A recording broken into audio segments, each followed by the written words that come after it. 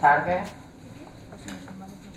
Gracias a las personas que habéis sobrevivido a la sobremesa, esta hora tan buena de las 4 de la tarde, para empezar una mesa. Se agradece el calorcito.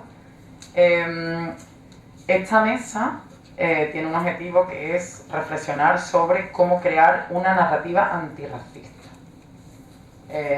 Joana iba a pasar las diapositivas, pero no sé.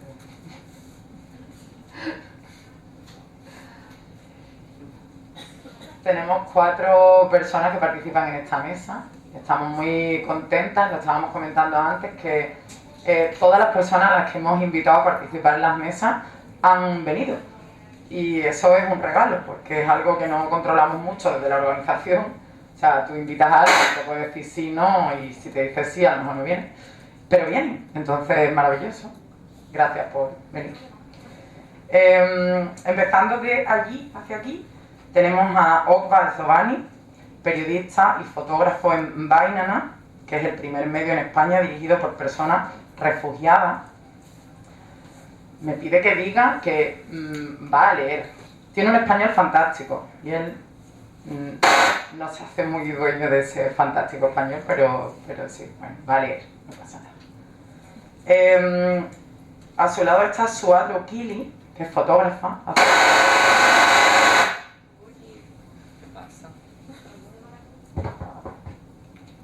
Eso está bien, creo.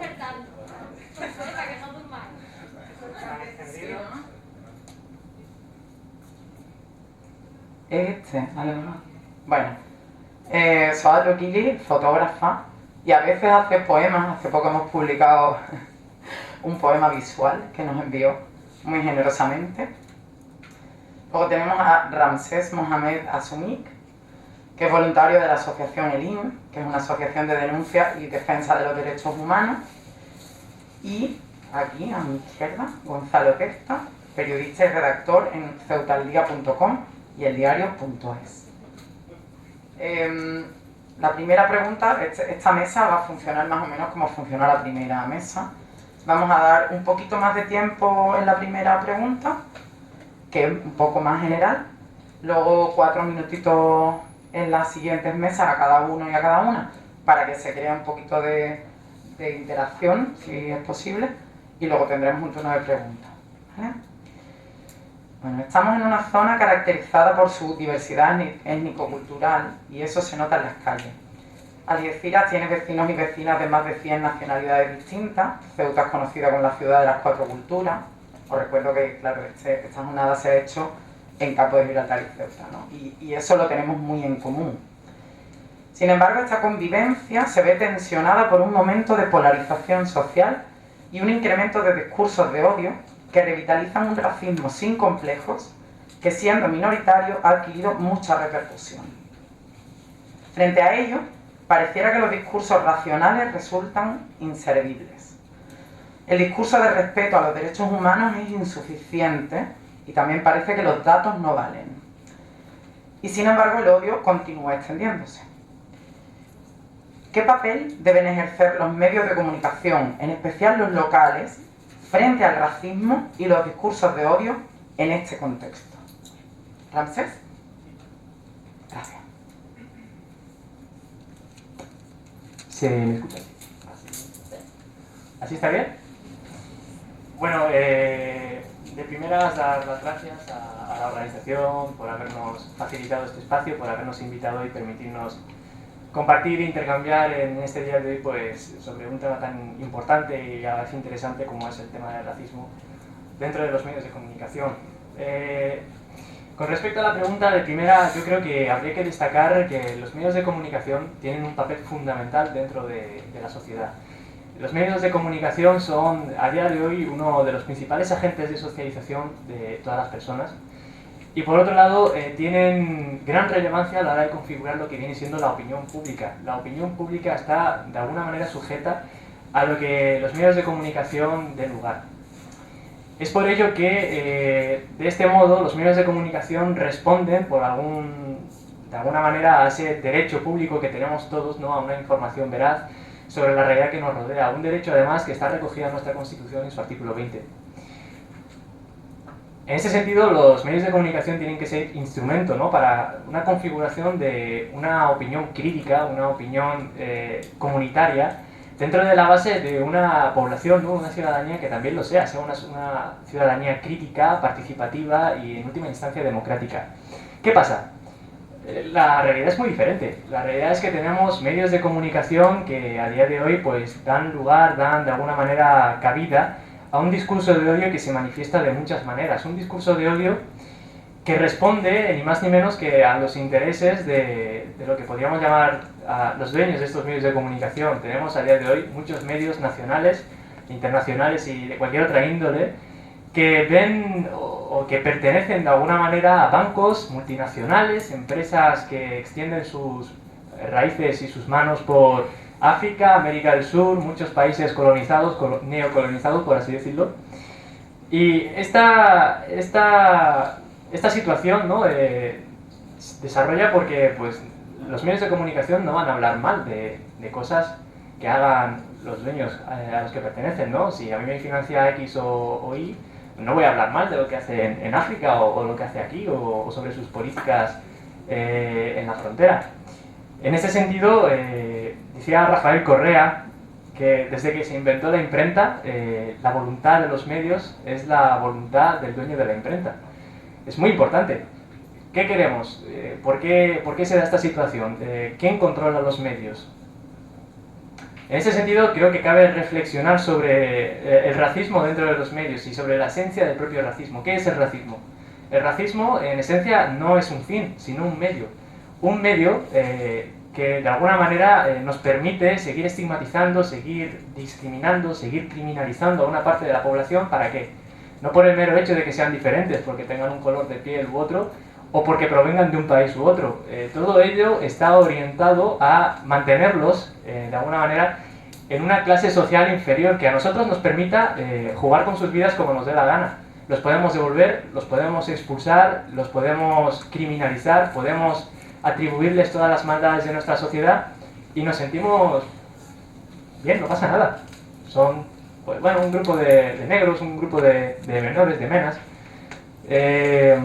En ese sentido, pues la construcción estereotipada, la construcción criminalizada de los grupos racializados, también la cuestión de la migración, que estaba hablándose antes aquí y que está muy vinculada a todo esto, ha venido, pues eso, construyéndose de los medios desde una perspectiva que los mantiene en esa posición de inferioridad frente al blanco español. Un minuto.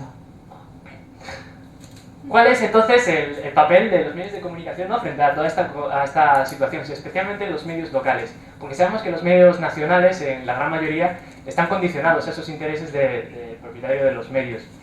¿Cuál es el papel? El papel de los medios locales tiene que ser la construcción de una ciudadanía global, consciente, crítica y transitiva, como diría Paulo Freire, a través de medios locales comunitarios, medios locales que aporten esa información veraz y sobre todo desde una perspectiva intercultural. Tiene que representarse la interculturalidad de la localidad en la que se encuentran esos medios locales. Actualmente pues vivimos en una ciudad donde la mitad de la población es, pues eso, lo decían antes Joana, Darija parlante, y sin embargo no hay ni un solo medio en el que se transmita la información en Darija. Eso deja mucho que desear, ¿no?, de estos medios locales o de estos medios nacionales, y que creo que es muy importante. Los medios tienen que ser espacio para la construcción de la interculturalidad y una conciencia crítica, y que apoye a esa comunidad y esos movimientos de base social que encuentren en los medios un respaldo y no, de algún modo, un verdugo. Y listo. Gracias. ¿Quién se anima a hacer la siguiente? ¿Suárez?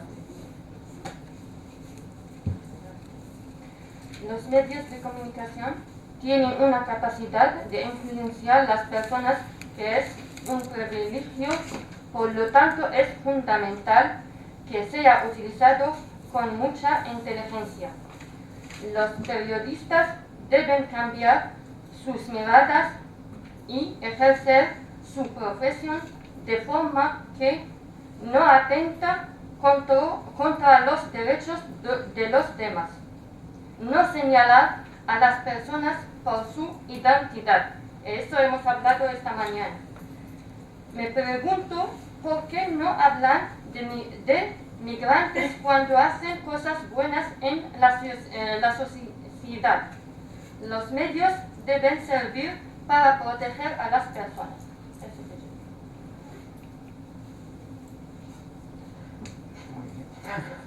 Siguiente, ¿quién se anima? Voy yo. Opa, si quieres quitarte la mascarilla para leer, me parece muy bien. Muchas gracias. Yo quiero poner un ejemplo porque, a ver, en este contexto todas las respuestas creo que son parecidas. Por eso voy a hablar un poco sobre lo que estamos haciendo en la revista Bainana. En Bainana hacemos periodismo que habla de historias de personas migrantes que han tenido éxito. Esto es importante porque los medios de comunicación tradicionales se deciden a hablar de nosotros siempre para vincularnos con temas negativos y necesitamos crear otro tipo de narrativas que además son en primera persona. También cubrimos manifestaciones y eventos que tienen relación con las personas refugiadas y migrantes, porque eso es importante que se vea que somos personas que luchamos por nuestros derechos.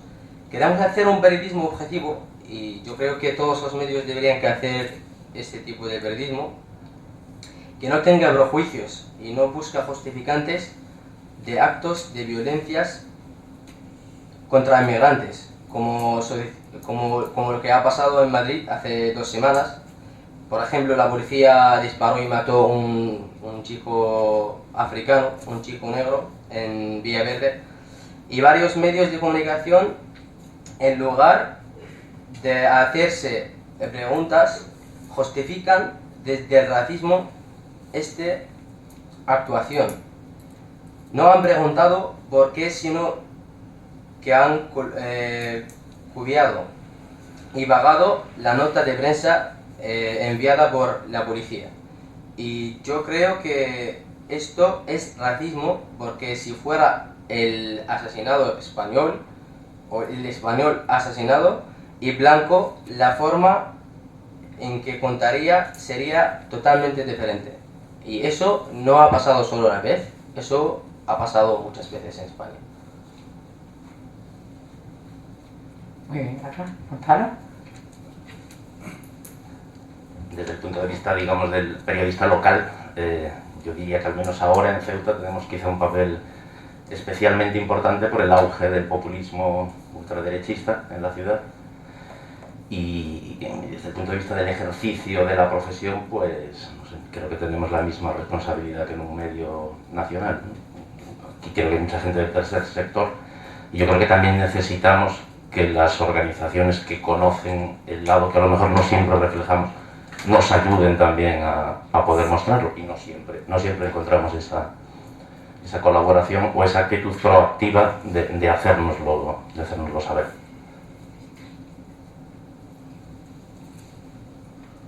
Muy bien, muchas gracias.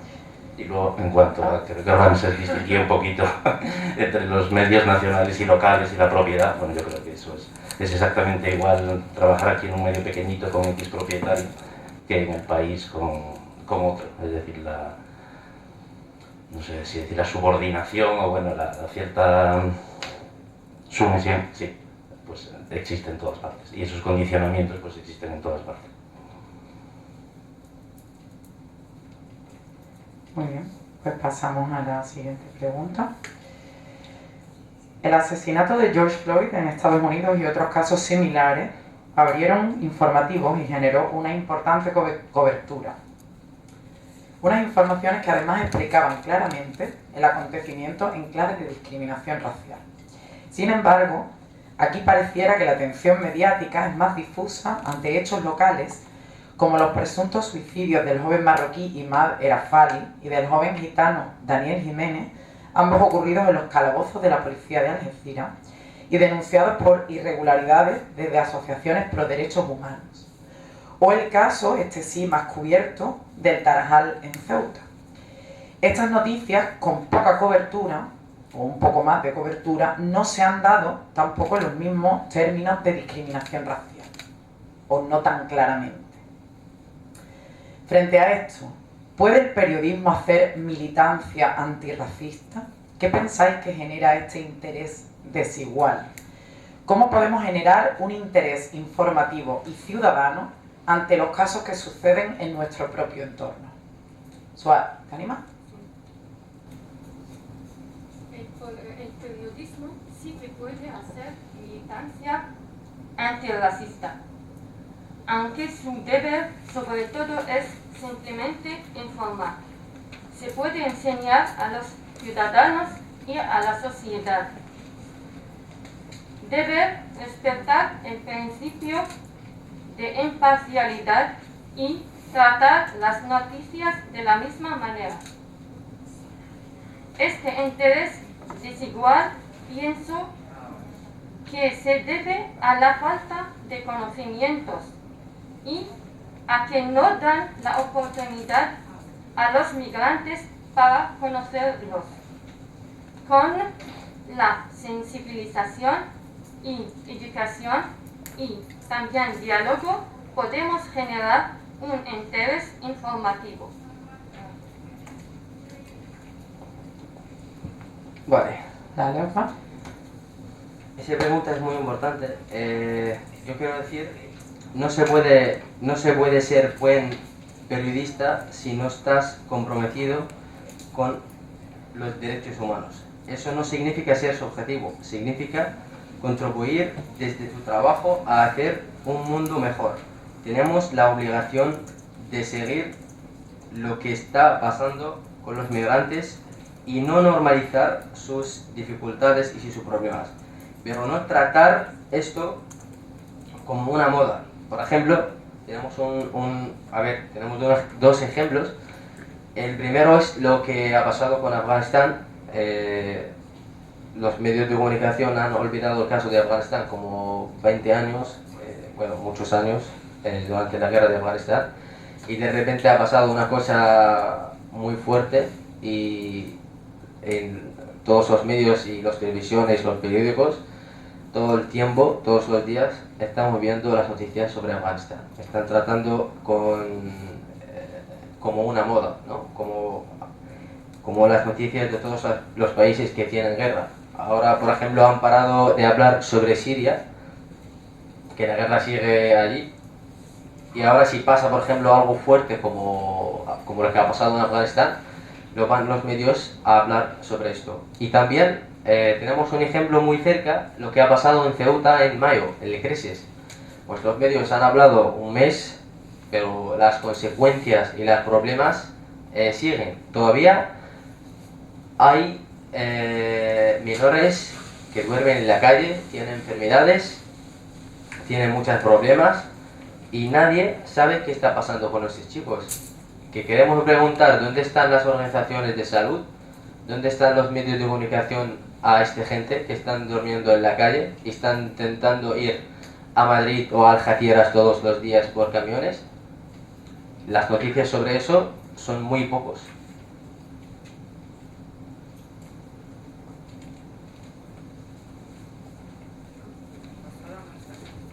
Yo creo que es evidente, ¿no?, que hay que hacer militancia antirracista como habría que hacer militancia antimachista o tantas otras militancias, ¿no? Eso no quiere decir que perdamos ni la imparcialidad ni nada parecido.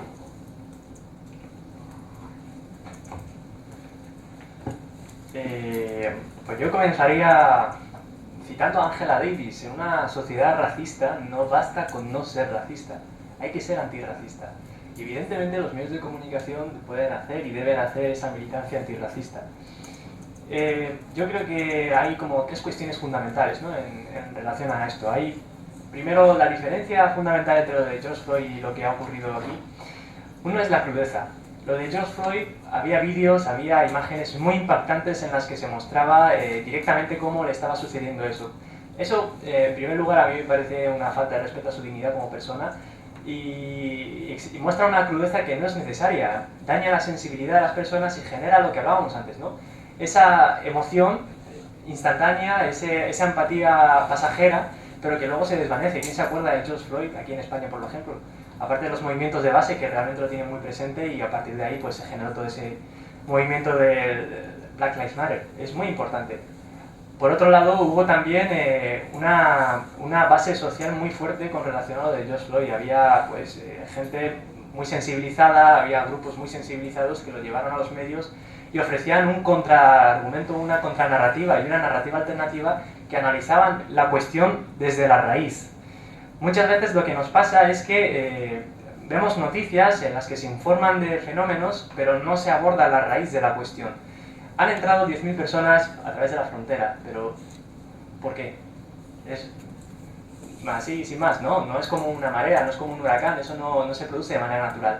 Han entrado 10.000 personas porque pues, hay una situación económica, hay unos intereses políticos y económicos, hay toda una situación que las convierte en víctimas.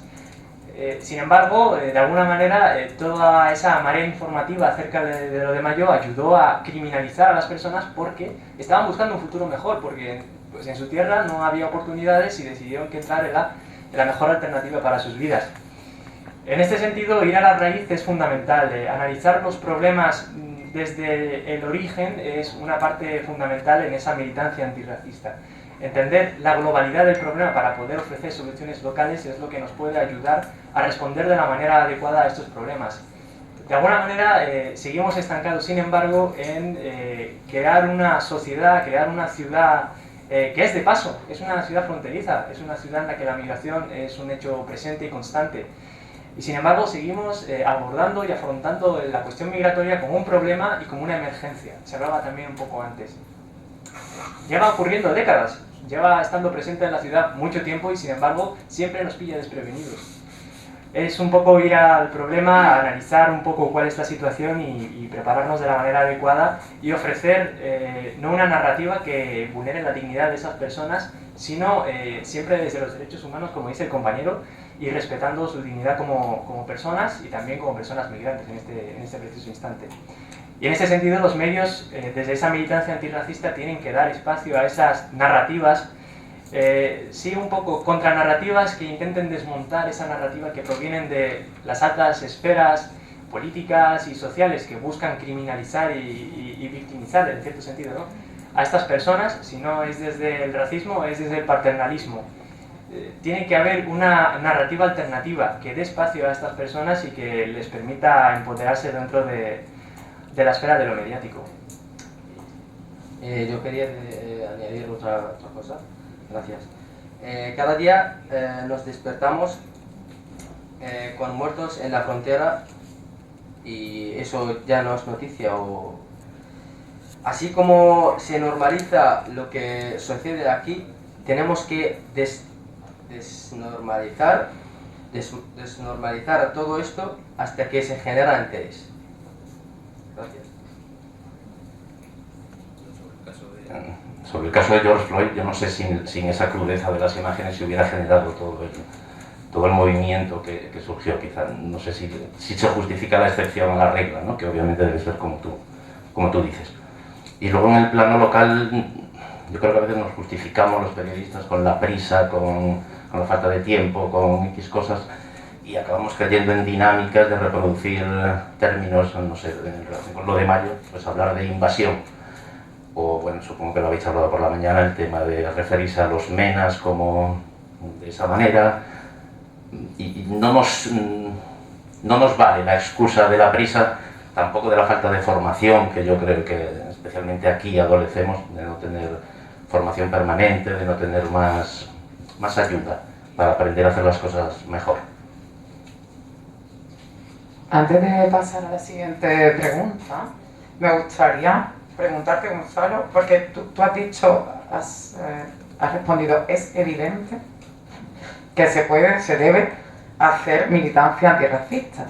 En el equipo compartimos plenamente esa afirmación, pero si lo preguntamos es porque no es tan evidente. Entonces, ¿por qué te parece a ti tan evidente que se puede hacer militancia antirracista desde un medio? Bueno, es que no puedo concebirlo de otra forma, ¿no? Es decir, si es una lacra social que yo creo que cualquier persona con sentido común está de acuerdo que habría que erradicar. No sé si estoy siendo muy idealista. Aquí nos hemos encontrado, además muy recientemente, con un intento de manipulación de sucesos para hacer parecer a toda costa que habían sido cometidos por inmigrantes que habían entrado en mayo. Eso se rebate con informaciones policiales, oficialmente no eran inmigrantes, que al fin y al cabo tendría que dar igual, ¿no? quién lo cometió, si era inmigrante o no.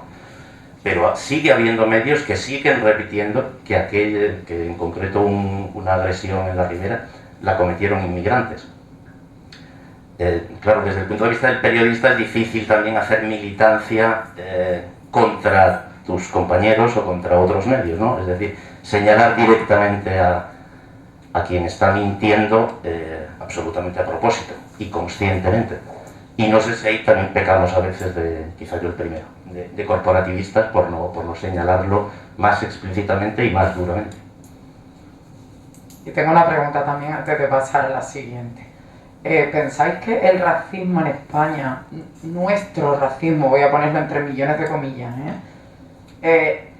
no es como el que sucede en Estados Unidos con un ciudadano afroamericano, como que, lo voy a reformular, perdón. ¿Pensáis que el racismo en España está demasiado identificado con ese tipo de racismo de las películas, vamos a llamarlo así, ¿no? Y no con otro racismo que sí se vive en este estado? Lanzo la pregunta antes de pasar a otra. Yo creo que a lo mejor cuando pensamos en el racismo, a lo mejor se nos vienen imágenes que sí están muy estereotipadas. No necesariamente tiene que ser racismo al inmigrante o a una persona de un color determinado. El racismo puede ser pues, a colectivos que llevan viviendo con nosotros muchos años en nuestras comunidades, dentro de nuestros espacios, que pueden configurar la mitad de la población y sin embargo pues hay racismo hacia ellos. Y racismo no solo desde la esfera de lo mediático, ¿no? Sino racismo desde diferentes esferas, desde lo institucional, lo educativo.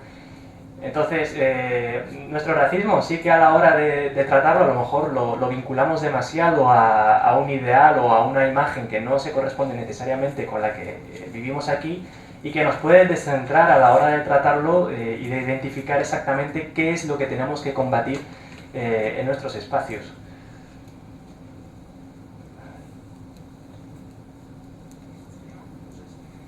No sé si podríamos denominarlo un racismo de baja intensidad, ¿no? Como el que se vive en Ceuta, o que yo creo que se vive. No, claro, a lo mejor según quién tiene demasiada intensidad, ¿verdad? A lo mejor no vemos imágenes, ¿no? Ni mucho menos como lo que hablábamos de George Floyd, pero sí está ahí. Yo no tengo respuesta, pero tengo una pregunta. ¿Alguno de nuestros compañeros aquí, español, blanco, se ha ido a Alemania, por ejemplo, para estudiar o como inmigrante, ha sufrido racismo como europeo? ¿Sí? Gracias. Yo viví el Brexit en Reino Unido y el día en que Cameron dimitió me dijeron 3 veces: hemos ganado, vete a tu puto país. Por la calle, sin hablar. ¿Pero porque eres de España o porque...? Porque soy del sur de Europa. Ok, vale. Muy importante ese momento, ¿no? Que nos llamaban pigs, ¿no? Portugal, Italia, Grecia, España. Los cerdos, sí. Vaya, pero yo soy una privilegiada. O sea, ese día yo me reí mucho, honestamente. Dentro de España, pero en Reino Unido no creo. Bueno, yo soy una privilegiada. Bueno, pasamos... Los esquemas se repiten. Venga. Yo puedo contar casos de Francia, en Andorra, hacia españoles. Y es lo mismo siempre, porque en realidad no estamos hablando de racismo, sino de aporofobia. Es el miedo al diferente porque además es pobre. Pero si es igual que tú o tiene más dinero, entonces ya tiene un trato distinto. Bueno, quizás no quería introducirme otro... Sí, no, pero Paco es muy interesante. Opa, ¿sabéis esa palabra? No sé, Ramsés y Gonzalo supongo que sí. A vosotros dos. Aporofobia es un término que es rechazo al pobre. al que no tiene recursos, o dinero o recursos en general. Entonces, claro, Paco dice, ¿es racismo o es más bien rechazo a la persona sin recursos, normalmente económicos? Vale, gracias por la explicación. Al musulmán que viene a Marbella, que viene de Arabia Saudí con un yate, con él no hay racismo ninguno. Claro, porque tiene mucho dinero. Bueno, Ese es el clásico. Ese es como el ejemplo clásico que siempre se pone. Alguien, ¿no? Que llega con dinero y de pronto da igual de dónde venga ni de qué color de piel sea ni nada. Pero yo, bueno, estoy de acuerdo contigo, pero yo creo que también si yo tengo mucho dinero, a lo mejor no encuentro racismo en institucional por los papeles y todo esto, pero en la calle yo creo que sí o sí. Como árabe, como moreno, como por el color, por el idioma, por el nombre, eso creo que pasa siempre. Es como que tienes más a compensar por el hecho de tu color de piel o tu procedencia y a veces pues con los recursos económicos parece que hay una manera de intentar. Exactamente. Sí, por favor, no me levantes la mano, esto se ha convertido ya en un caos. Soy una moderadora terrible. Ya digo que sobre eso, el tema de y cómo tiene eso cabida en los medios de comunicación es porque los medios de comunicación no es solo la prensa, ¿no? Hay una serie de cuestiones, la televisión, las películas, todo lo que pues, de alguna manera audiovisual nos entra a nosotros por los ojos y en última instancia configura unos estereotipos y unas imágenes acerca de ciertos colectivos o ciertos perfiles. La porofobia y el racismo al final son cuestiones de clase. Que tengas más o menos dinero va a hacer que sufras más o en menor medida racismo, que lo vas a sufrir por cualquier cuestión, pero no de la misma manera. Si además no tienes una cuestión, no tienes una capacidad socioeconómica elevada, evidentemente pues vas a sufrirlo peor. De hecho, en muchas noticias lo que se hace es decir la nacionalidad de la persona que en algún momento concreto ha cometido un crimen. ¿Por qué? Sé que me estoy adelantando, pero ¿por qué? ¿Qué nos aporta? No nos aporta nada. Nos aportaría más conocer la situación socioeconómica en la que se encuentra esa persona. Comprenderíamos mejor de raíz cuál es la situación que ha llevado a cometer eso o por qué se ha dado esa situación. En ese sentido, yo creo que es muy importante dejar de construir narrativas en base a estereotipos, en base a imágenes preconcebidas y basadas en prejuicios.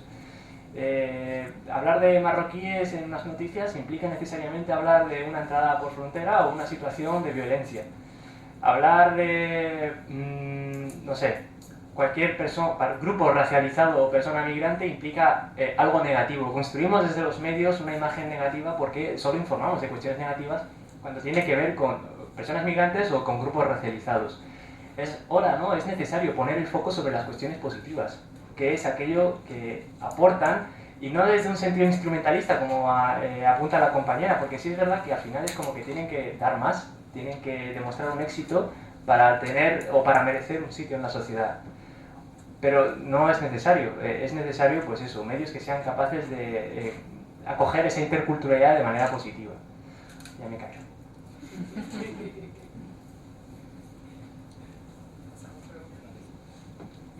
Bueno, pasamos preguntas. Esta pregunta tiene un poco que ver con lo que estamos hablando, porque lo hacemos aquí mismo, ¿no? En este país se suele representar a la persona racializada como extranjera, ajena, migrante. De hecho, aquí mismo estamos haciendo, ¿no? Más o menos una identificación migrante con personas racializadas, cuando bueno, pues, pueden ser o no. O sea, pueden ser lo mismo o no, pueden ir por separado, ¿no? Incluso se sitúa fuera de la idea nacional de España aquellos sectores de la población no blancos, como la comunidad gitana, española pero no blanca, o partes de nuestra historia no occidentales como al-Ándalus. ¿Cómo hacer un periodismo que haga entender que España no es solo blanca? ¿Cuáles son las dificultades o resistencias para hacerlo? Opa. Se tiene que dar espacio a las personas migrantes y las personas racializadas, como hemos dicho, porque España nunca fue un país blanco y es un país con mucha diversidad, y esto no se refleja en los medios de comunicación de hoy.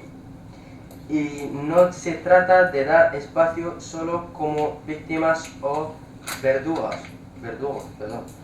porque los medios de comunicación normalmente nos hacen ver como personas que sufren o como criminales, sino como personas luchadores, como parte de la sociedad.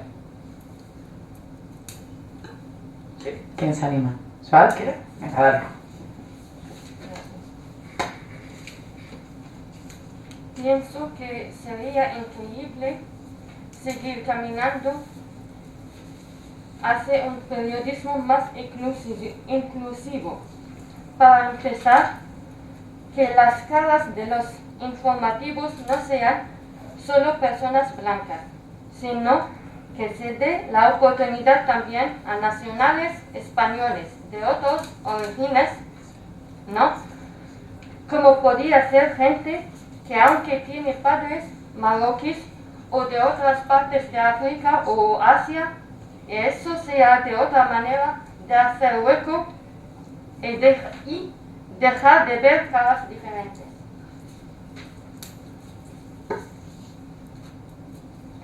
Las resistencias que se encuentran son porque aún somos una sociedad racista y nos guste más o menos, a veces sin darnos cuenta, pero es así. Entonces, eso es la única razón por la que no podemos encontrar periodistas de otros orígenes para mezclarnos más y poder hablar de la verdad sin omitir las partes que no nos gustan. Gracias.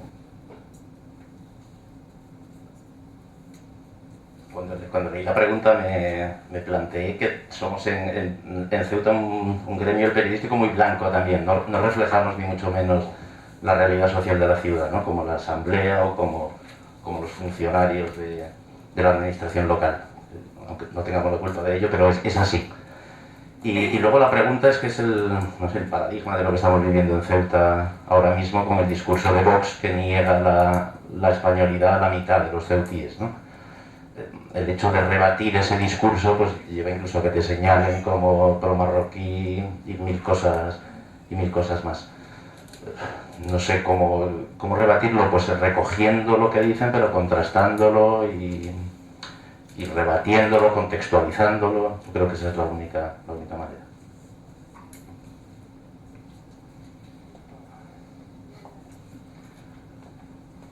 Bueno, pues yo un poco de acuerdo, ¿no?, con los compañeros. Yo creo que los medios, sobre todo desde una perspectiva antirracista, tienen que ser un espacio donde también se acoja y se represente esa diversidad cultural de origen y sobre todo esa interculturalidad a la que aspiramos como sociedad y en la que participen personas de diversas características, porque al final sí es verdad que el perfil, ¿no?, del periodismo en general en España es un poco blanco. Pero lo que tenemos que aspirar es eso, que las personas racializadas, las personas migrantes, las personas a las que desde los medios de comunicación se ha venido construyendo con una alteridad negativa, tengan un espacio para deconstruir eso, por un lado, ¿no?, que creo que es necesario. Es fundamental ofrecer un contraargumento, un contradiscurso al que pues, ciertos sectores de la ideología que impera en este país pues intenta darle voz, difundirlo y darle un altavoz que al final pues tiene un gran calado en la sociedad. Y por otro lado, una narrativa alternativa. Es muy importante que se descentre la atención en lo negativo, porque al final nos pasamos el tiempo escuchando ese discurso que proviene de esa derecha y por otro lado deconstruyéndolo, y perdemos tiempo que podríamos emplear en mostrar las cosas positivas, las cosas buenas que realmente y la riqueza que nos aporta todo eso. No hablo de una riqueza material, vienen a trabajar o vienen a hacer los trabajos que nosotros los españoles no queremos. Hablo de una riqueza cultural, una riqueza social, vienen o están para aportar, y creo que darles un espacio en los medios de comunicación es fundamental. Creo que hay que dejar de informar desde los estereotipos. Es fundamental que los medios de comunicación ya no sirvan para construir identidades. Las identidades son el arma arrojadiza que empleamos en nuestro día a día para darnos la razón o para quitársela a los demás. Las identidades se construyen en cualquier momento.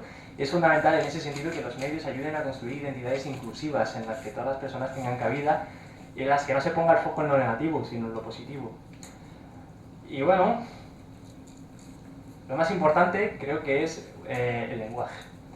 Pues si hay una cosa de los medios de comunicación que determinan en qué posición está y sobre todo cuál es la conciencia o la opinión pública que crean, es el lenguaje. Cuando hablamos de ciertas cuestiones, hablar de delincuencia, hablar de avalanchas, hablar de asaltos a las fronteras, hablar de cualquiera de estas terminologías, es crear identidades negativas, identidades que eventualmente son destructibles. Si nos van a hacer daño, pues lo mejor es echarlos, o a lo mejor es mejor mantenerlos en los guetos en los que viven, o en las condiciones en las que están. En ese sentido, creo que el lenguaje tiene que cambiar, tiene que dejar de criminalizar, tiene que dejar de victimizar y tiene que empezar a ser un lenguaje inclusivo que nos ayude a observar la realidad como es, diversa, plural y por ende aspiramos a esa interculturalidad.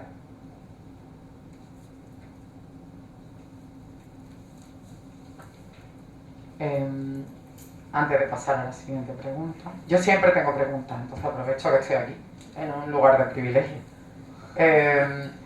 Las redacciones son bastante blancas en Ceuta, supongo que en más lugares, supongo, igual que es bastante blanca en la cara de muchas instituciones, de muchos, ¿no? ¿Qué hacemos? ¿Cómo hacemos proactivamente para que eso no suceda? Para que no sea solo blanca. ¿Qué podemos hacer? Ser blancos, por ejemplo. ¿Dejar de ser blancos, has dicho? No, nosotros ser blancos, Diego. No, hombre, no, si lo que queremos es que no sea blanca. Tú no te conviertas en un hombre blanco, por favor.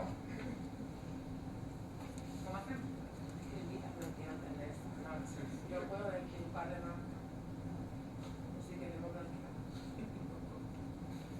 No, venga, Pero que en el dígame. caso de Ceuta al menos es evidente que hay una explicación no socioeconómica, educativa, etcétera, que poquito a poco yo creo que va cambiando, pero bueno, que todavía le queda mucho, ¿no? Para que haya pues suficientes ceutíes menos blancos, árabes, musulmanes, hindúes, lo que sea, pues que hayan estudiado periodismo y que quieran trabajar de esto y que se incorporen a las redacciones. Hay muchísima gente con formación y preparada, musulmana, española, mujeres, y no les dan puestos de trabajo, por eso mismo.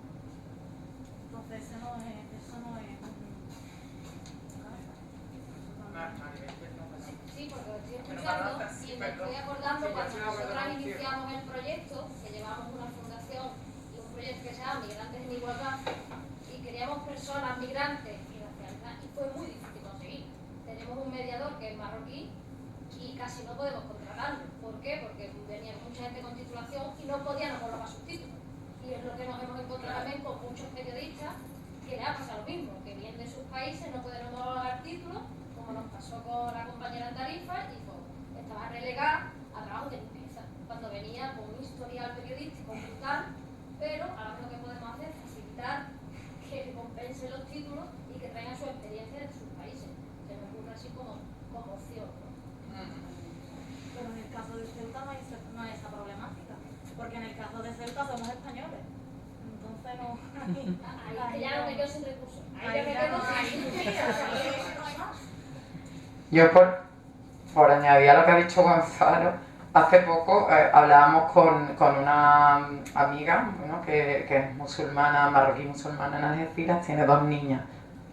Una de ellas quiere ser jueza y quiere ser jueza para luchar contra la islamofobia que sufre su madre, básicamente. O sea, ella como testigo de la islamofobia que sufre su madre, quiere ser jueza. Y el otro día hablamos en el equipo qué medios va a tener esa niña para ser jueza. O sea, quién llega, digamos, a la judicatura para que realmente haga algo. Entonces, por supuesto que hay todo tipo de personas con experiencia y titulación y todo eso, pero también estoy un poco de acuerdo con que hay una constante traba, ¿no?, socioeconómica, entre otras cosas, para que todo tipo de personas realmente lleguen en igualdad a esos puestos de poder, ¿no?, ¿no?, institucionales y todo lo demás. Es hasta ahora, por ejemplo, que se está empezando a ver a personas racializadas dentro de los medios de comunicación, Televisión España. Y hay dos personas que dices tú en matinales y dices tú, venga, gracias, por fin, un poquito. Por fin. No es solo blanco. ¿Sabes? Que no es solo blanco, hay un poco más de diversidad, dices tú. Ole, por fin, Televisión Española. Tampoco podemos olvidar que venimos de una tradición, una tradición católica, apostólica y romana. O sea, que la realidad de este país es un país que tradicionalmente es un catolicismo impuesto. Entonces eso tampoco hay que olvidarlo y cortar con esa historia y cortar con esa base de imposición de los blancos cuesta. Y poco a poco se va luchando, gracias a lo que decíamos antes, a jornadas como estas, a que la gente poco a poco se va concienciando, que cada vez se detectan más esos discursos de odio y que cada vez la población que está racializada está más empoderada. Entonces yo creo que tampoco se puede olvidar la historia de donde venimos. Sí, pero que como país. Seguro que a ninguna de, que se llame Cristina, que se haya presentado una entrevista de trabajo, me ha preguntado: ay, tu nombre suena del otro lado de la frontera. No, por eso te en cambio, a mí sí me lo preguntaron. Dices tú, chica, por hecho es que ni siquiera. Es que es como que. Venimos con una tradición totalmente eso. Ya, pero ya. A estas alturas es una vergüenza que pase eso. Y hay veces que no puedes acceder a los mismos puestos que el resto de. Aunque tengas más formación y más experiencia, no puedes acceder. ¿Por qué no? En este caso de la niña que si quiere ser jueza, espero que le dejan ser jueza, porque en Madrid, nosotros en Bainana, hemos trabajado sobre varias chicas que llevan el velo, son musulmanas, y no lo dejan hacer el grado superior en una escuela, no ser jueza, y grado superior. Que la ley de la escuela pues dice, una chica lleva el velo, no se puede entrar. Y cuando hace denuncia, y si el juez también tiene prejuicios, no va a ganar, ¿sabes? Entonces, el papel en esto son los medios. Es la única manera de hablar sobre esto. La denuncia, el medio como denuncia. Claro. ¿Qué querías añadir? Sí, luego también hay una cosa que ocurre mucho en Ceuta y es que las redacciones de los propios medios de comunicación, el 100% están en el centro de Ceuta, donde vive la gente más rica de Ceuta. La mayoría de la población no es musulmana, es todo lo contrario, hay un porcentaje muy bajo de población musulmana. Y en las periferias, donde más desigualdad hay, donde está la población musulmana, no hay voces para esas personas. Y al final todo se queda muy centralizado en lo que es el centro de la ciudad, lo que pasa en las afueras no, parece que no existe o se habla de otra forma diferente, de una forma lejana, como si las afueras fuera ya la península casi. ¿Otra ciudad?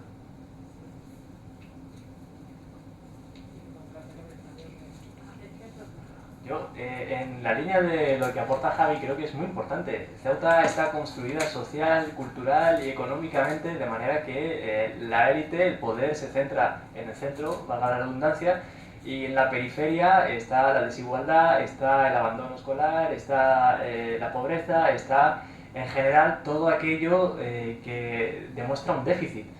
En ese sentido, cuando todas las redacciones o cuando la mayoría de ellas se encuentran en el centro, es decir, el poder mediático se encuentra en el centro, cuando las oportunidades educativas son exclusivas para la gente que está en el centro, el poder asistir a clases por la tarde, a oportunidades diferentes, el piano, la guitarra, lo que sea, cuando todas las oportunidades de ocio y cultura también se encuentran en el centro y en la periferia, lo único que se encuentra es criminalización de la población cada vez que sucede algo, es miradas que dan mucho que pensar, es cuando no hay políticas públicas que realmente apoyen a esa periferia empobrecida. Pues tenemos dos ciudades, una ciudad que realmente tiene todas las posibilidades del mundo, además también tiene el acceso a ese poder mediático que sigue de algún modo representando la estructura de la ciudad a nivel social y económico, y por otro lado tenemos una ciudad completamente desamparada, una ciudad en la que no hay ningún tipo de oportunidades, en la que la gente pues se ve abocada a lo de siempre, a no tener oportunidades de acceso a esas diferentes esferas. Yo creo que en última instancia el hecho de que en Ceuta realmente consigamos que haya unos medios de comunicación más interculturales, ¿no? Que es en última instancia lo que estamos aquí todos planteando, y también una ciudadanía más crítica, una ciudadanía con acceso a una información diversa, una información no diversa en el sentido de que pueda ser más verídica o no, sino diversa en el sentido de la gente que la da. Va a depender mucho de la voluntad política que haya para mejorar las condiciones de esa población, y eso es fundamental. En ese sentido, los medios de comunicación también tienen que apoyar, ¿no? Ser un espacio de sensibilización, por un lado, ¿no? Por todo esto lo que hemos hablado y que se ha planteado en la mesa, y por otro lado, para seguir exigiendo, ¿no? Una ciudad más inclusiva, una ciudad construida desde la diversidad, para la diversidad y porque somos diversos. Y en ese sentido es fundamental que los medios aporten ese espacio. Pero de todas maneras, en todas las ciudades hay un centro hegemónico y una periferia que normalmente está ocupada a veces por lugares de élite de esa periferia, pero la mayor parte de las veces es ese círculo exterior donde la gente con menos recursos vive. Y muchas veces coincide también, y es así, ¿no? Los migrantes, tanto africanos como americanos o asiáticos, ponen su residencia en la periferia. Y por ejemplo el caso del Lavapiés pues es un ejemplo de cómo la presión de las élites ha expulsado a la población migrante que en los años 80 estaba en la zona de Lavapiés, se ha convertido Lavapiés en un lugar chip, y entonces pues ahora ya hay mucho menos migrantes en Lavapiés y hay una población con un nivel de renta más alto. Me he dado cuenta de que hay un turno de palabra. Perdón, cuidado, es que de pronto hay turno de palabra aquí. Estaba así allí, Alfonso aquí. Nos queda una pregunta y los amigos y amigas ponentes, yo creo que podríamos... Le damos un empujón a la última pregunta, cerramos el turno de las 4 preguntas y abrimos ya así, ¿no? Venga, es que yo por poner un poco... Yo que soy gran amante del caos y se nota. Bueno, esta última pregunta es un poco compleja y cuando la hicimos en Tarifa como que no se entendió muy bien. Entonces voy a intentar formularla y explicarla un poquito, ¿vale? A ver. La preocupación por el crecimiento de los discursos de incitación al odio en línea, online, no sé cómo estoy aquí. La preocupación por el crecimiento de los discursos de incitación al odio en línea ha hecho que se busquen nuevas herramientas para detectarlos y eliminarlos. Algoritmos que rastreen una serie de palabras problemáticas para filtrar los comentarios y encuadrarlos como discriminatorios o no. Esto genera el problema de dejar en manos de la inteligencia artificial y de grandes multinacionales discernir qué discursos son peligrosos para la convivencia y qué discursos no lo son. La abogada Laia Serra pone como ejemplo el término negratas, que podría ser usado tanto en clave denigratoria por una cuenta de extrema derecha como en clave de reapropiación crítica por una cuenta antirracista. También se da a veces un efecto boomerang, la paradoja de que las denuncias de discursos de odio sean señaladas como discursos de odio. En sí misma, la misma denuncia como un discurso de odio, ¿no? Esta pregunta proviene de una noticia de que el Observatorio de Racismo y Xenofobia del Estado español tiene un programa piloto donde hay uno de estos algoritmos funcionando y cuando ve comentarios racistas, bueno, posibles discursos de odio, discriminatorios, los detecta y los elimina. Digamos que ese sería como el modo de operación, ¿no? Automáticamente, ¿vale? Entonces, claro, la pregunta es, ¿cuáles son los límites entre libertad de expresión y los discursos de odio? La persecución de los discursos de odio puede conllevar un retroceso en las libertades de expresión y prensa. ¿Cómo evitarlo? Gonzalo, ¿te animas que tú vas a empezar? Sí que es difícil. Si tomamos que los discursos de odio son un uso indebido de la libertad de expresión, no sé, lo que comentabas de esos algoritmos, pues no me parece mal hasta cierto punto, ¿no? No sé, en Twitter, pues cada uno sabrá lo que pone y Twitter sabrá lo que tiene que eliminar o lo que no, dentro de unos márgenes, ¿no? No sé si me explico.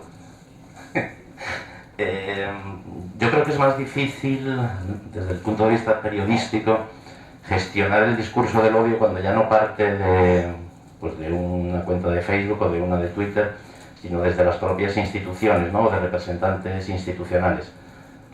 Antes pues, había determinados discursos que eran tan extravagantes lo que decían o quién los decía, que para un periodista era muy sencillo no hacerles caso simplemente. Hoy en día, si un partido con una gran representación parlamentaria vierte discursos de odio, ¿cómo puedes? Es decir, no, seguramente no es que no puedas, es que tampoco debes silenciarlo.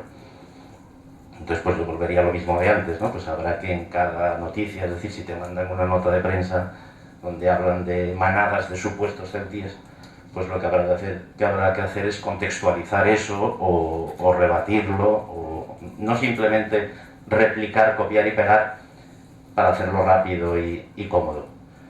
Y luego lo que decían mis compañeros también, yo creo que sería muy importante la alfabetización mediática en las escuelas, ¿no? Quizás se pueden hacer otras cosas fuera de los centros educativos, pero es muy preocupante que la gente, mucha gente, no sepa dónde lee las cosas, la credibilidad que tienen las fuentes, si han leído un periódico, una cosa que... Es decir, que no se distingue en muchos casos, y yo creo que cada vez en más casos, que es quizá lo que más me inquieta.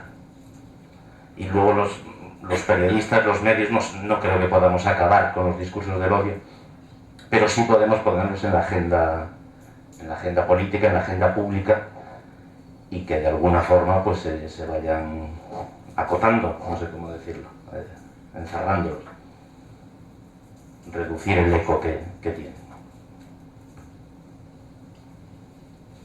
Vale.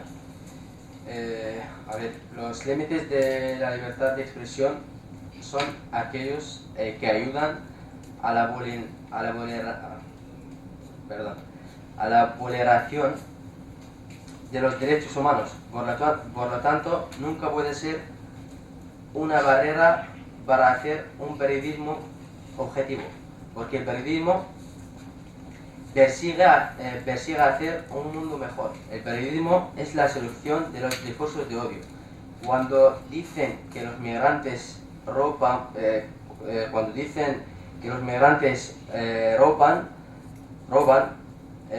más, el periodismo está allí para desmentirlo, pero también para cambiar el enfoque y visibilizar la situación de los migrantes.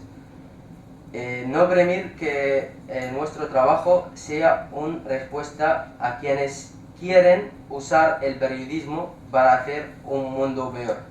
No se puede utilizar la libertad de expresión para seguir aplastando a los mismos de siempre. Las personas migrantes luchamos día a día contra las fronteras que están en nuestra vida a todas las horas, como hemos dicho hace poco, en la calle, en la transporte pública, en el supermercado, en el trabajo, en la escuela. Por eso entendemos que el periodismo es una herramienta para visibilizar los problemas de la sociedad, no para que todo siga igual y que nada cambie. Gracias.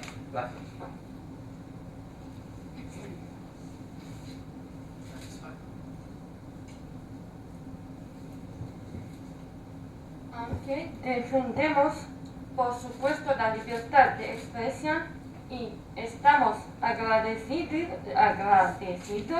de vivir en un país en el que puedes decir lo que piensas, pero hasta eso tiene límites. porque los derechos humanos están por delante, también podemos decir cualquier cosa y sobre todo cuando las palabras tienen poder y pueden hacer daño. La gente no es consciente de la diferencia entre la libertad y el ataque. No es consciente entre la sinceridad e insolencia. Se puede decir todo. No se debe decir todo, de cualquier manera.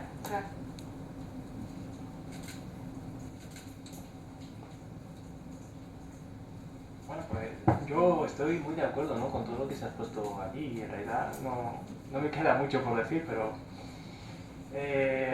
decía Sartre, ¿no?, que el ser humano, las personas nacen libres, o mejor dicho, están condenadas a ser libres, porque la libertad es responsabilidad. Como decía aquí Gonzalo, al final el uso que se haga de esa libertad de expresión depende también un poco, ¿no?, de la voluntad de la persona. Evidentemente, la libertad de expresión conlleva una serie de responsabilidades a la hora, pues, de hablar, a la hora de comunicar y a la hora de informar. No podemos decir cualquier cosa. En ese sentido, pues, los medios de comunicación tienen una responsabilidad para con su código deontológico, para con la ética, para con la moral y para, lo más importante, para con la dignidad de las personas. No se puede informar de manera en la que lo que se busque o lo que se pretenda es atentar contra la dignidad de una persona o subordinarla a una situación de inferioridad. En este sentido, creo que los límites de la libertad de expresión los determina la dignidad del otro. No el otro desde una perspectiva cosificada, una perspectiva de inferioridad, sino el otro como persona a la que hay que respetar porque es también sujeto de derechos y sujeto de libertades. Y como tal, como reconocemos al otro como sujeto de derechos y libertades, nosotros hemos de respetarlo. En este sentido, ¿restringir es la mejor respuesta con respecto a la libertad de expresión? Pues no lo sé, sinceramente no soy muy conocedor del asunto y por ende no puedo dar una opinión, pero lo que sí puedo decir es que creo que frente al prohibir, frente a restringir, es mejor, como decía Gonzalo, educar. Porque cuando educas desde la base, evitas, ¿no?, que la gente pues crezca con un discurso y crezca con una manera de transmitir cosas que puedan hacer daño a esa dignidad de la que venimos hablando. Cuando se parte de una educación, que es complicado, porque al final educar también es un arte y tiene sus cuestiones. Cuando educas desde la interculturalidad, desde el respeto al vecino y sobre todo desde la riqueza que supone la vida en comunidad, la gente aprende a respetar y por ende aprende a no denostar al otro por el hecho de ser de un color o provenir de un país. Cuando se da cabida a ciertos mensajes que buscan hacer eso, ¿no?, lo que se está dando pie es que a la gente vea como normal, vea normalizado el hecho de que se pueda estigmatizar a un colectivo o a un grupo racializado en nuestra comunidad. Y eso pues es una cuestión que se puede trabajar desde la educación, es una cuestión que se puede trabajar desde los medios de comunicación como agente de socialización que empieza a ejercer su influencia desde muy pequeños. Un niño o una niña que ve todos los días el telediario o lee el periódico que compra su padre todos los días va a tener una imagen de ciertos hechos o ciertos fenómenos que se le esté transmitiendo a través de eso. Por eso es muy importante cuidar el lenguaje, emplear un lenguaje que sea respetuoso, que no hable de ataques, que no cree miedos en los corazones de la ciudadanía y sobre todo una forma de comunicar donde la verdad impere sobre las emociones, que es una cuestión que tenemos pendientes como sociedad. De alguna manera las emociones han venido a ser la nueva arma política para ganar rédito electoral. No podemos apelar a las emociones para hablar de ciertos fenómenos, obviando que las personas tienen sus derechos, sus libertades y por ende su dignidad. Y por ello, y coincidiendo con OPA, creo que los medios de comunicación, pero cualquier otra esfera, tiene que tener muy presente los derechos humanos, que es la cuestión esencial que nos va a ayudar a respetar esa dignidad y a construir esa sociedad mejor.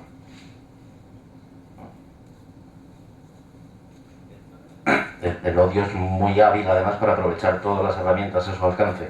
El derecho a la libertad de expresión para seguir propagando su discurso. Hace un rato hablábamos de lo de las nacionalidades, ¿no?, de quién comete un delito. Si no pones la nacionalidad te señalan porque estás ocultando información. Cuando es obvio, ¿no?, que entra dentro de la responsabilidad del periodista saber qué aporta algo y qué no. Pero sabe manipular muy bien determinadas cosas para intentar parecer lo que no es.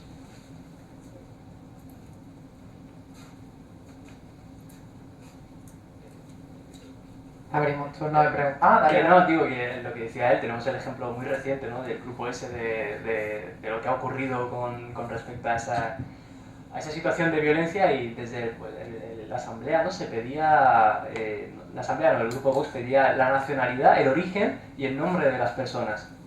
¿Para qué? Está primero el respeto a la identidad, ¿no?, el no desvelar la identidad de las personas.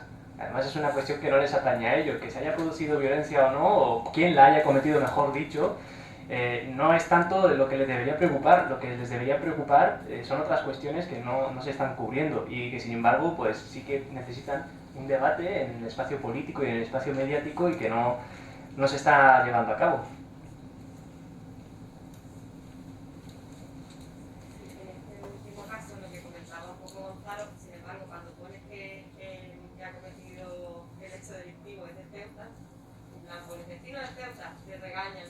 ¿Qué más da de donde sea? Y tú dices, nosotros en el foro intentamos no poner, o sea, cuando es de Ceuta y hay rumores de que es extranjero, nosotros sí que intentamos ponerlo, pero precisamente para contrarrestar un poco ese discurso de odio.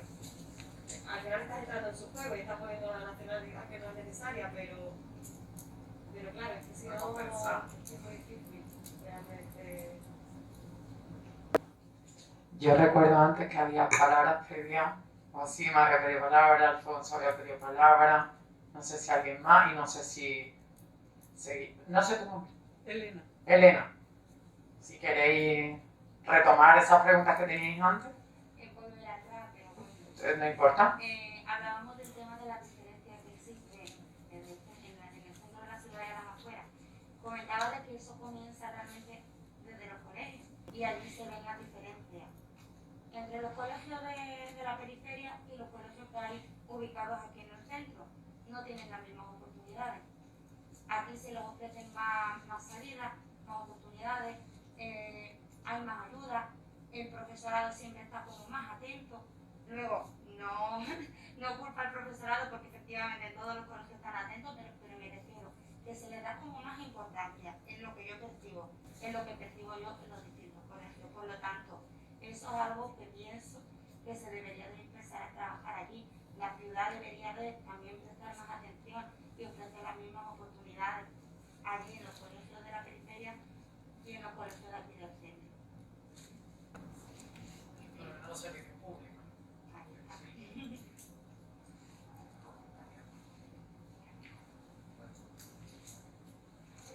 Bueno, no hay que olvidar que hay profesorado racista.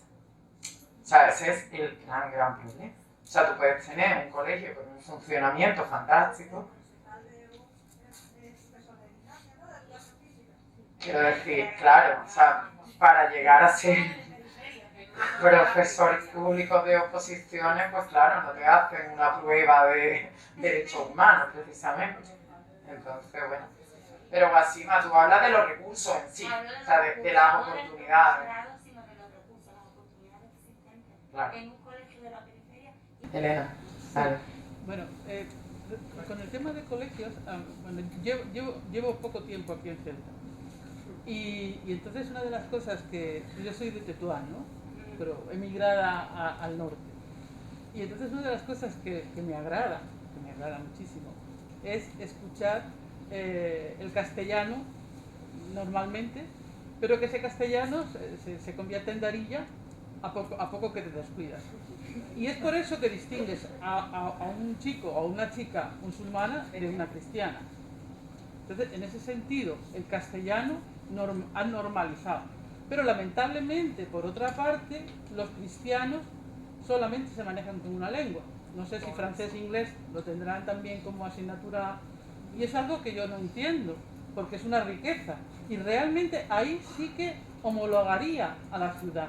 O sea, que los niños los niños cristianos no son capaces, supongo, en un cumpleaños, el participar de la familia porque no entienden lo que dicen. Sin embargo, el chico musulmán va a un cumpleaños de cristianos y sí se desenvuelve como otro más. Y creo que en ese sentido, Ceuta yo creo que ha avanzado muchísimo. Y que la normalidad en la forma de vestir, en la forma de estar, en que bueno, normalmente en los comercios hay personas musulmanas, personas cristianas. No, o sea, para mí, que conozco Ceuta antigua, ahora mismo la valoro en positivo. Y creo que eso yo creo que es algo también a jugar con ello, ¿no? Y luego, bueno, luego la otra cosa que quería también comentar era lo que decía él, ¿no? A la hora de plantear el tema de la migración, es el no marcar tanto cuántas personas vienen, sino qué problemas tienen esas personas para dejar su casa, para arriesgar su vida y intentar vivir con dignidad. Y eso yo creo que la prensa, y yo he leído algunas cosas tuyas que has apuntado ahí, y me parece muy necesario, ¿no? El que no es aquel que sale porque sale, el que sale es porque no le queda más remedio que salir. Y además, las consecuencias del cierre de fronteras en la parte nuestra cercana de Tetuán, Larache y todo eso, a la gente le ha destruido. Y luego también, por ejemplo, todo el tema de agrícola, de qué manera las empresas españolas han entrado en las tierras, buenas tierras del Larache, de toda esa zona, y todo eso se ha destruido, y eso ha dejado a la gente sin recursos, sin poder trabajar. O sea que yo creo que no es tanto decir cuánta gente ha venido, sino cómo está esa gente y cómo sigue estando aquella gente que se ha quedado, porque no son solamente los que vienen los que están mal, sino es que hay muchas personas que se han quedado sin formas de ganarse la vida. Y no sé, y eso vosotros, que a veces lo hacéis muy bien, se agradece mucho cuando se encuentra textos que hacen referencia a eso. Y me gusta mucho cómo hablas tú, ¿eh? Este chico jovencito de ahí. Sí. Te explicas muy bien. Eso es discriminación, ¿eh? Sí, te discrimina, absolutamente. Yo quería matizar un poquito lo que decías del tema del Davilla. Dentro de lo que es el ámbito universitario, yo soy educadora social, ¿vale? Pero dentro del ámbito universitario, a todas estas personas que han estudiado primaria, infantil, siempre los profesores de la universidad les han prohibido a esos profesores que los niños, si hablan darilla en clase, no tienen que hablar darilla en clase. Entonces, yo he retomado mi darilla, porque yo hablaba darilla, 2 o 3 palabras sueltas, yo he retomado el darilla trabajando con personas migrantes, que he necesitado, y muchas veces ellos saben de mí, de mi forma de hablar de darilla. Como es como muy mezclado como si fuera una persona de Gibraltar que mezcla el inglés con el español. Así somos los darilla parlantes de Ceuta, que lo mezclamos. Y entonces eso también te encuentra que estudiantes que van a ser futuros profesores niegan esa cultura, porque la lengua es cultura también, entonces también te niegan esa parte tuya. Es como una discriminación que se queda ahí y tienes esa parte ahí que es tuya. Después dentro de los coles no es nada árabe, no, en español, entonces en castellano, y es como...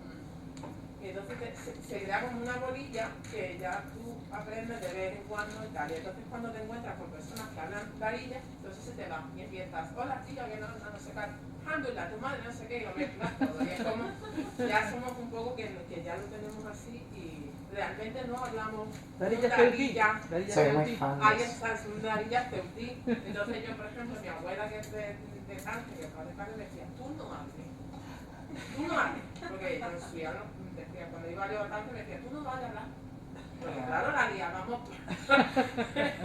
en el regateo del mercado, y dices tú, pues tú no hables. Y entonces, claro, toda esa cosa también está dentro de las instituciones públicas que están educando a futuros educadores. Claro. O sea, es como que estamos enseñando a los profesores a que sigan tapando tal. Claro. Eso es lo que se llama normalmente un racismo etnocentrista.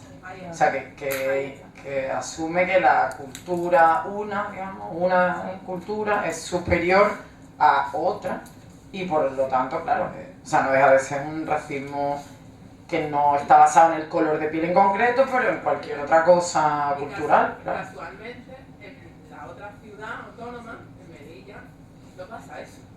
En Melilla es como que se refuerza un poquito más, sí, no sé. Se le esfuerza un poquito más.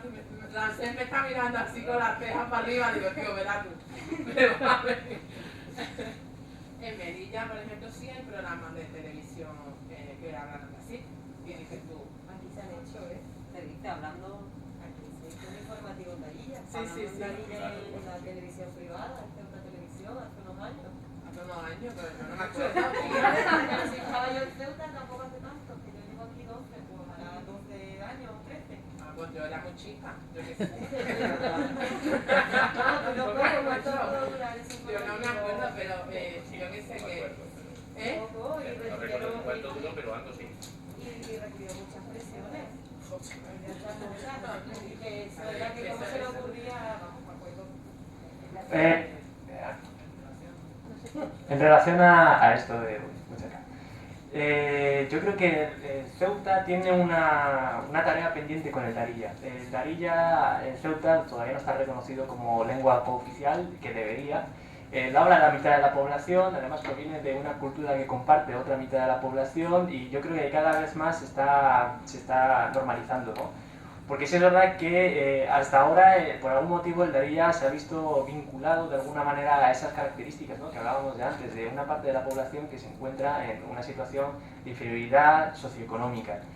Y ha habido muchos esfuerzos desde la esfera de lo académico y la esfera de lo político para que el Darija no sea reconocido. Ha habido muchos estudios que han salido de la universidad para que el Darija pues, siga siendo planteado como una cuestión minoritaria que no habla gran parte de la población y que por ende no merece ser reconocido como parte del patrimonio cultural de esta ciudad. Y eso pues, es una lacra, es un problema. Porque el hecho de que el Darija no sea reconocido de manera oficial es, a su misma vez, una de las situaciones que genera, por ejemplo, que haya mucho déficit escolar. Que, por ejemplo, a un niño no se le hable en Darija desde los primeros momentos en los que entra al colegio y no se le facilite, ¿no?, ese puente lingüístico hacia el castellano para que después pueda seguir adquiriendo competencias educativas en diferentes materias, hace que ese niño esté sometido de alguna manera al fracaso escolar. Porque si yo no entiendo lo que me están diciendo, por mucho que me digas 2 por 2 son 4, ¿qué es 4? Entonces, reconocer el Darija como una lengua oficial de Ceuta, como no un problema, sino como una riqueza, y que desde las escuelas deje de criminalizarse que los chicos y las chicas hablen en Darija, y al contrario, se vea como una forma de intercambio y de riqueza para esta sociedad a la que aspiramos sea intercultural algún día, pues es necesario reconocer que lo del otro no es un problema, sino algo que es beneficioso para todos.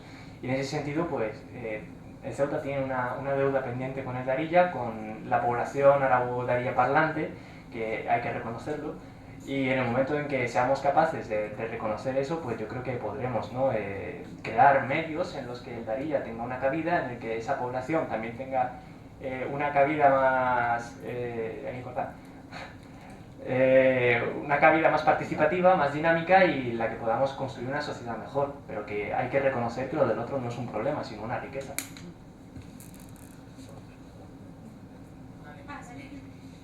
Yo quería también un poco añadir a eso, que creo que también es importante y que creo que...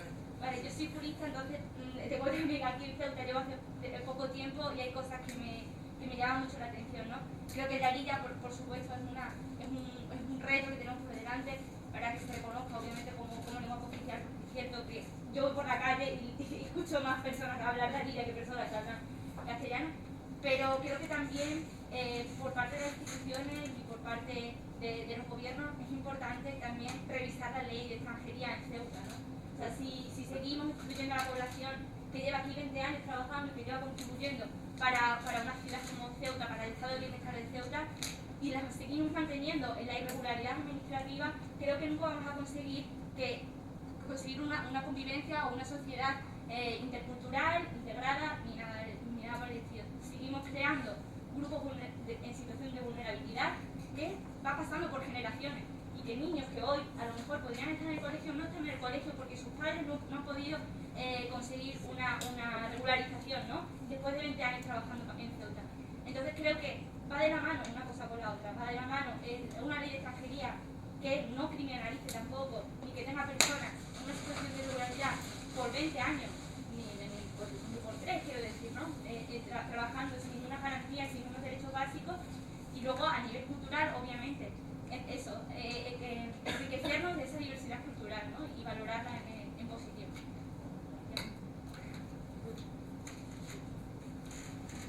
Bueno, es que esta mesa acababa, es verdad que empezaba un poco tarde, pero acababa a las 5:30, son y 30 y algo. La idea es que hagamos una pequeña pausa y luego tengamos la tercera mesa de islamofobia. Si podemos empezar a las 6 menos algo, o sea que no lleguen las 6 y estemos todas aquí ya más o menos sentadas, pues mejor, ¿vale? Muchas gracias a los ponentes y a las ponentes, ha sido un placer.